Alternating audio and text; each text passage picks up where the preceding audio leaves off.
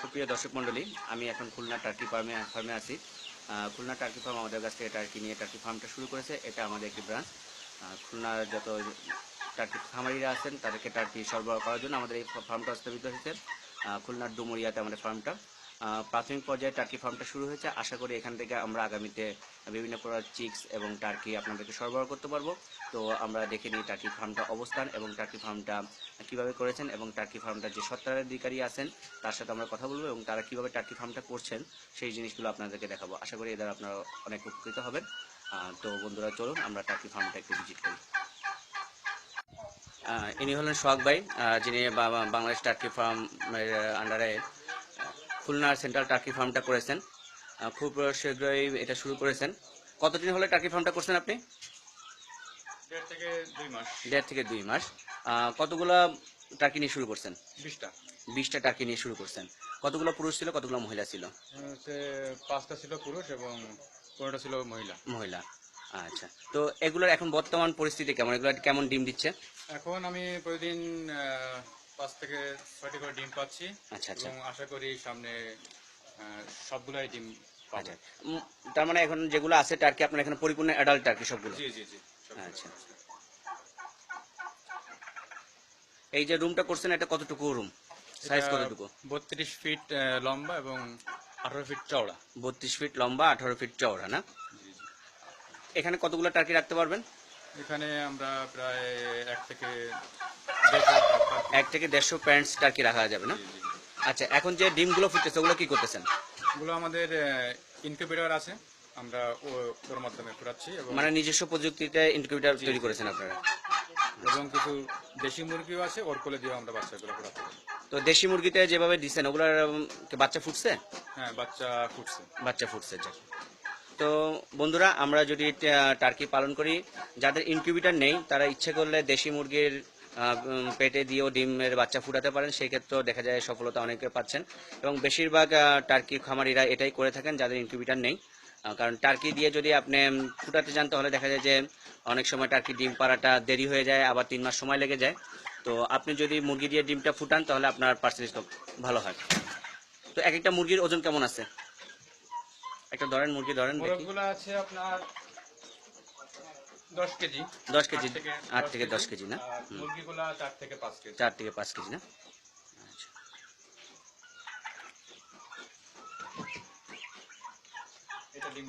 এটা ডিম দিচ্ছে না? একটু কাছে আনেন দেখি। বন্ধুরা, আমরা একটা টার্কি দেখতে পাচ্ছি যে টার্কিটা ডিম দিচ্ছে। এটা সাদা টার্কি, হোয়াইট রোস্টেড। আচ্ছা, এদেরকে খাবার কি দিচ্ছেন? এদেরকে আমরা ভুট্টা, ভাঙ্গা, ধান, গম এগুলো দিয়ে থাকি এবং কিছু কাঁচা ঘাস যেগুলো আমাদের চাষ করা আছে বর্তমানে। আচ্ছা, চাষ করা। আচ্ছা, আপনার চাষ করা খামারটা আমরা দেখবো যেখানে ঘাস চাষ করা হচ্ছে। আচ্ছা, আর এখানে যে খাবারটা দিচ্ছেন এটা কি ঘাস না? হচ্ছে নেপিয়ার ঘাস বলে এটা, বা দেশি ঘাসও আছে ভিতরে। আচ্ছা আচ্ছা, এটা কি আপনার নিজেদের লাগানো যে গাছটা ওটা না? জি জি। আর শুকনা খাবারের ভিতর গম, ধান, ভুট্টা এগুলো মিক্স করে দিচ্ছেন? হ্যাঁ, এগুলো আমরা মিক্স করি। আচ্ছা, মুরগির জন্য কি লেয়ার ফিডটা দিয়ে ওটাকে দিচ্ছেন? হ্যাঁ, লেয়ার ফিডটা আমরা দিচ্ছি। ওটা দিলে ডিমের উৎপাদনটা বৃদ্ধি পায়। তুমি একটু আসো এখানে। এই ফার্মে আরেকজন আছেন, তাদের অংশীদারিত্বের ফার্মটা করতেছেন। তোমার নামটা কি? আমার নাম মোহাম্মদ রিয়াজ মল্লিক। রিয়াজ মল্লিক না? তো তুমি যেখানে কাজ করতেছো, টার্কির সাথে সারাদিন থাকতেছো, এটা কেমন বুঝতেছো? এটা আমাদের পালন কিভাবে সহজ না কঠিন? আসলে এতে তেমন কোনো পরিশ্রমের কাজ না। 3বার টাইম বেঁধে খাবার দিই, একটা 8টার সময়, 1টার সময় এবং 6টার সময়। আচ্ছা, আর বাদ বাকি সময় সকালে উঠে একবার পানি দিই, আর সন্ধ্যার দিকে আর একবার পানি দিই এবং ওর সাথে একটু কিছু ভিটামিন মিশাই, AD3 এবং ওজিংটা এবং মাঝে মাঝে ইসেলটা ব্যবহার করি। এই আর কি খাবার দিই। আর মাঝে মাঝে শুধু ডিম পরিচর্যা করি। মুরগি কোনো অসুখ বিসুখ কিংবা কোনো অসুখ বিসুখ কেমন? এদের অসুখ বিসুখটা কেমন আসলে বুঝো? আমি এখানে তো এর সাথে সবসময় থাকি, তবে এখন দেখতেছি আসলে অসুখ বিসুখ প্রথমে যখন আমি দূর থেকে আনছিলাম তখন একটু ধকল দিছিল, তবে এখন প্রত্যেকটা মুরগি সুস্থ এবং তেমন কোনো অসুবিধাই দেখতেছি না। তেমন কোনো অসুবিধা নেই না? বন্ধুরা, যেটা আমরা সবসময় বলে থাকি যে টার্কির রোগ প্রতিরোধ ক্ষমতা অনেক বেশি এবং নর্মাল যে ডিজিজগুলো আছে সেগুলো হয় না বলে চলে, যেটা আমাদের দেশীয় পোলট্রি সেক্টরে হয়ে থাকে হাঁস মুরগির। সেদিক থেকে টার্কিটা অনেক সহনশীল একটা জাত। এই ইয়েগুলো ওদের থাকে না। তো যারা টার্কি পালন করতে চাচ্ছেন তারা অনায়াসে টার্কি পালনটা শুরু করতে পারেন এবং বিস্তারিত জানতে আমাদের সাথে যোগাযোগ করতে পারেন। আর খুলনায় যারা আছেন টার্কি পালনে উৎসাহী, তারা ইচ্ছা করলে খুলনা সেন্ট্রাল টার্কি ফার্মটা ভিজিট করতে পারেন এবং শখ ভাইয়ের সাথে যোগাযোগ করে তাদের টার্কি ফার্মটা দেখেন এবং আগামীতে তারা চিক্সও সরবরাহ করবে। আপনারা যদি চান তা থেকে চিক্সও সরবরাহ করে টার্কি ফার্মটা সম্প্রসারণ করতে পারেন এবং তাদের উৎপাদিত যে বাচ্চাগুলো আছে সেগুলো আপনারা নিয়ে ফার্ম বড় করতে পারেন। তো আপনি যে টার্কি ফার্মটা করতেছেন, তো কোথা থেকে উৎসাহ পেলেন, কেন করতেছেন টার্কি ফার্মটা? আসলে এটা ফার্স্টে আমি ফেসবুকে দেখছি যে এটা টার্কিটা আমাদের দেশে চাষ হচ্ছে এবং দেখে এটা বিদেশেও বেশ এর একটা চাহিদা আছে এবং সব দিক থেকে দেখলাম যে এটার বাচ্চার এখন যে দাম বা এর মাংসের যে উৎপাদন, এটা বেশ আমি এটা লাভবান মনে করলাম সেদিক থেকে। আর ঢাকার মিরাজ ভাই, তার ওনার সাথে আমার ফোনে কথা হলো এবং উনি আমাকে বিস্তারিত বললো এবং সব দিক থেকে আমি দেখলাম যে না, এটা অনেক লাভবান। মেইনলি মিরাজ ভাইয়ের কাছ থেকে আমার এটা উৎসাহ পাওয়া এবং এভাবে আমি এটা শুরু করছি। তো আপনি কি মনে করেন নতুন কেউ যদি টার্কি ফার্মে আসে তারা এটাকে পেশা হিসেবে গ্রহণ করতে যেমন পারে? আমি নিজে মাস্টার পাস, আমি এবার পরীক্ষা দিয়েছি, মাস্টার পাস করে এখন হতাশায় যে কি করব। এখন বেকার হিসেবে ভাবলাম অল্প পুঁজিতে এটা শুরু করি আচ্ছা। এবং শুরু করেই দেখলাম যে এটা মোটামুটি অনেক চাকরির থেকে বেশ প্রফিটেবল। তো সেই হিসেবে আমার মতে যারা বেকার আছে চাকরির পাশাপাশি সবাইকেই এটা করতে পারে। সবাই করতে পারে।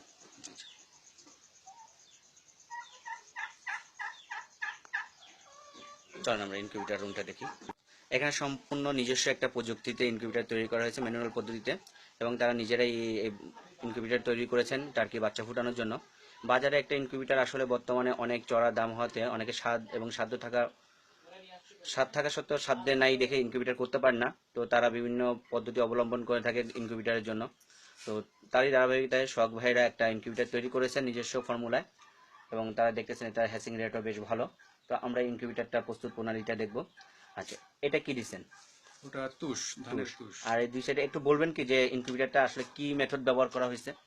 আসলে মেথডটা খুব বেশি কঠিন কিছু না, এটা হচ্ছে একটা শীট দিয়ে একটা বেড়া তৈরি করা। আচ্ছা, এটা কি গোল করেই করতে হবে না? জি, গোল করেই বা আপনি চাইলে চার কোণাও করা যাবে। স্কয়ারও জি, করতে জি। পারবেন হুম, এবং ভিতরে ডিমগুলো রাখার জন্য একটা নেট, একটা নেট আমরা দেখতেছি, একটা নেট ইউজ করা হয়েছে এবং স্ট্যান্ড ইউজ করা স্ট্যান্ড ইউজ করে উপরে নেট দেওয়া হয়েছে এই যে। আর এবং ওর নিচে একটা পানির বাটি আছে। আচ্ছা, ওটা হিউমিডিটি বাড়ানোর জন্য, কমানোর জন্য, তাই তো? জি, জি। আর থার্মোমিটারও রাখা হয়েছে ওখানে। এবং ওর ভিতরে একটা বাল্ব সেট করা হয়েছে, আচ্ছা, জি আমরা দেখতেছি একটা যেটা বাল্ব বাল্বটা আছে।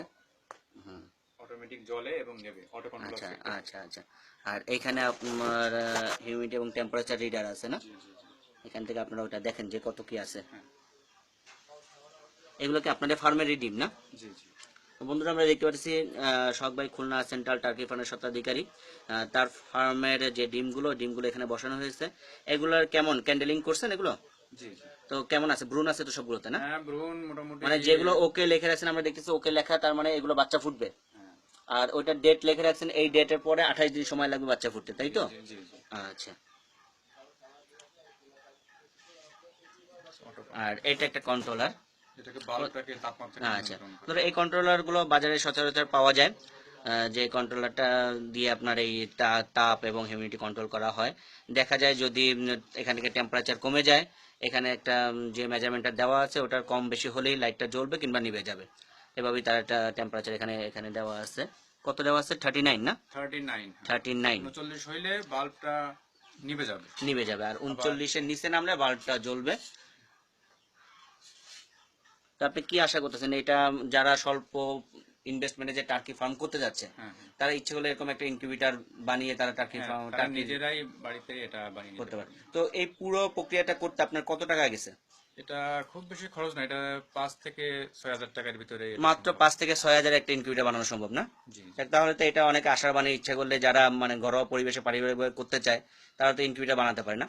এটা তো শুধু টার্কি ডিম না, অন্যান্য ডিমও তো ফুটানো যাবে, তাই তো? দেশি মুরগি, টার্কি, হাঁসের ডিম, সব মুরগি এতে, সব ডিমের উপর। সব ডিমে ফুটে যাবে। তার মানে যারা ঘরোয়াভাবে দেশি মুরগি কিংবা হাঁস অন্যান্য যিনি পোল্ট্রি সেক্টরে পালন করে তারাও ইচ্ছে করলে এটা করতে পারবে না? জি। তিতির টার্কি যারাই করুক না কেন তারা এই ধরনের একটা ইনকিউবেটর বানিয়ে নিতে পারবে। তো আপনারা যদি এই ধরনের একটা ইনকিউবেটর বাজারজাত করতে পারেন না, নিজেরা বানিয়ে? আসলে আমরা এটা তো নতুন, আমরা আচ্ছা, টেস্টিং আচ্ছা। পর্যায়ে আছি, আমরা হইলে অবশ্যই এটা করার জন্য। যে গ্রামগঞ্জে যারা আছে মহিলারা পারিবারিকভাবে টার্কি পালন করতে চায় তাদের মাঝে আপনারা এটা সরবরাহ করতে পারেন। হুম। যদি একটু 5,000 টাকার মধ্যে আশা করি একটা ইনকিউবেটর হলে সবাই এটা স্বাচ্ছন্দ্য বোধ করবে কেনার জন্য। হ্যাঁ, এখানে কি একটা ইয়ে দিয়ে রাখছেন যাতে ওটা তাপমাত্রাটা বাইরে না partition যায়, না? হ্যাঁ। এখানে আচ্ছা, আমি একটা একটু ভিতরে দেখি। glass। আচ্ছা, গ্লাসটা দিয়ে রাখেন এখানে যাতে বাতাস টেম্পারেচার ঠিক রাখার জন্য, না? তাপমাত্রাটা বাইরে না যায়। আচ্ছা, এই গ্লাসটা দিয়ে আটকে দেওয়া হয়। ডিমগুলো দেখা যায় না। এটা ইলেকট্রিসিটি কেমন খরচ হয়? ইলেকট্রিসিটি খুবই কম, এটা দিনে হয়তো হাফ ইউনিট বা হাফ হাফ ইউনিট, তার মানে হাফ ইউনিট খরচ হলে তো সেটা তো অনেক কম। হয়তো 2 টাকা তার 3 মানে টাকা 2 যায়। টাকা করে হলে মাসে 60 থেকে 70 টাকা ইলেকট্রিসিটিতে আপনি কতগুলো ডিম দেওয়া যাবে এখানে? এখানে 100, 100। আচ্ছা, যদি এখানে আপনি আরেকটা র্যাক করেন তাহলে আরো 100।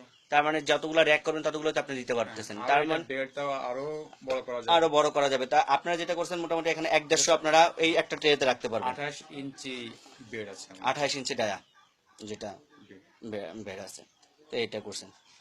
তো এই প্রযুক্তিটা যদি সাধারণ মানুষের নিতে পারে তাহলে তো তারা যে কেউ ফার্মিং করতে যাচ্ছে এই লাখ টাকা 2 লাখ টাকা দিয়ে ইনকিউবেটর আর তাদের লাগছে না, তাই তো? জি জি, নিজেদের ডিম নিজেরাই ফোটাবে। তো বন্ধুরা, আপনারা দেখলেন খুব সহজ একটা পদ্ধতিতে ইনকিউবেটরটা তৈরি করেছেন তারা। আশা করি তাদের সাফল্য, এবং তারা খুব শীঘ্রই এটা হয়তোবা অন্য কেউ চাইলেও তাদেরকেও দিতে পারবেন। তো আপনারা যারা ইনকিউবেটরটি তৈরি করতে চান কিংবা তাদের পরামর্শ নিতে চান, আপনারা তাদের সাথে যোগাযোগ করতে পারেন। আশা করি তারা সকল ধরনের সহযোগিতা করবেন তো। অবশ্যই অবশ্যই। এবং যারা একটা খুলনা অঞ্চল, ডুমুরিয়া কিংবা আশেপাশে খুলনা বিভাগে টার্কি খামার করতে চান, তারা তাদের সহযোগিতা নেন। আশা করি তারা সকল ধরনের সহযোগিতা করবে এবং আপনাদের একটি টার্কি খামার, একটা ইনকিউবেটর তৈরিতে যত সহযোগিতা আছে করে যাবে। এখানে ঘাসগুলো লাগানো হয়েছে টার্কির জন্য। এটা কি ঘাস? এটা হচ্ছে নেপিয়ার ঘাস বলে, নেপিয়ারটা, না? চাষ করা ঘাস। আচ্ছা, এটা খায় তো টার্কি? হ্যাঁ, এটা খুব খায়, প্রচুর। আচ্ছা, এটা খেতেও খুব সুস্বাদু ওদের জন্য। কতটুকু জায়গার বিচার করছেন? এটা 5 শতক জায়গাতে আমার।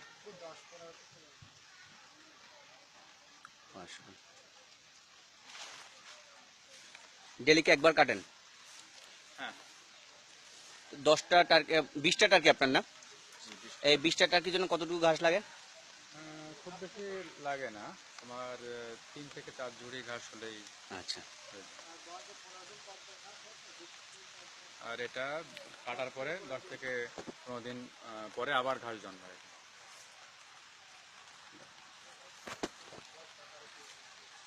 দর্শক মন্ডলী, এতক্ষণ আমরা দেখলাম সোহাগ ভাই টার্কি ফার্মটা, এবং সে এখানে যে টার্কিটা সম্পূর্ণ প্রাকৃতিক উপায়ে পালন করে থাকেন।